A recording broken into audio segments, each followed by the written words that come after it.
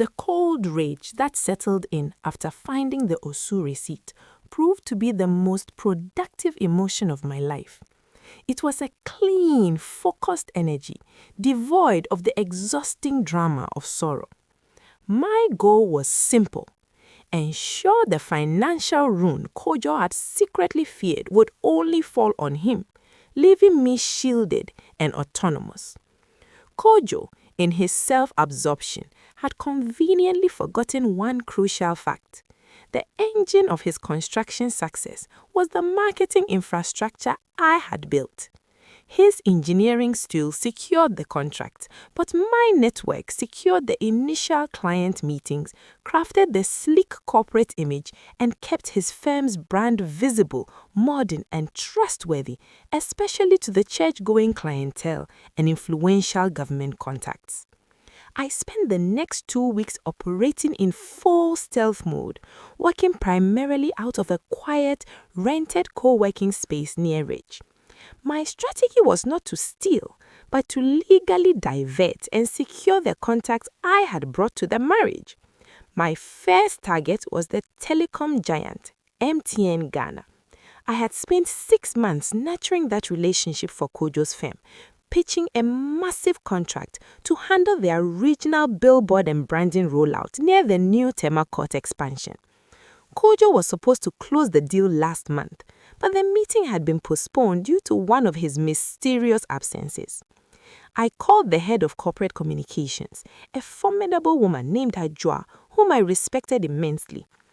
"Ajwa, my dear," I said, my voice smooth and professional. "I'm calling about the Tema contract. I've done some thinking, and I have a superior pitch, a more agile structure for you. I'm launching my own dedicated agency, Ija Marketing Solutions, to focus exclusively on high-touch, targeted commercial marketing." I knew what Ajwa would ask. "But yeah, what about Kojo's firm? Are you leaving?" This was the moment that required the tightest, most convincing lie. "Kojo and I are realigning our business strategy, Ajwa. He needs to focus 100% on the core engineering and debt management for the government project.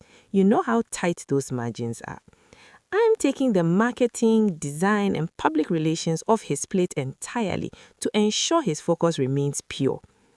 It was a narrative steeped in the logic of Accra's business elite: specialization, risk management, and the preservation of status. It was a story Kojo would never question because it justified his own absence while simultaneously protecting the joint image. Ajwa, impressed by my initiative and reputation, agreed to a preliminary meeting. I didn't just win the MTN contract, I secured a retainer that for the first time in years was paid directly to me. My second contract was a smaller but highly profitable deal with a private university looking for a rebrand. This contract was a quick injection of capital, giving me enough seed money to file my business registration and secure an independent bank account. The rush was intoxicating. I was working harder than ever, but the labor was purely for my future. I was no longer an appendage. I was an entity. Every night I would return to the East Legon house, greet Kojo with a polite nod, and retreat to the guest room, the war room, to work on my dual identity. I meticulously transferred copies of all my original client pitches, creative briefs, and contact lists from Kojo's server to my own cloud storage. I was dismantling the empire not with fire, but with the quiet, surgical precision of a thief stealing back her own inheritance.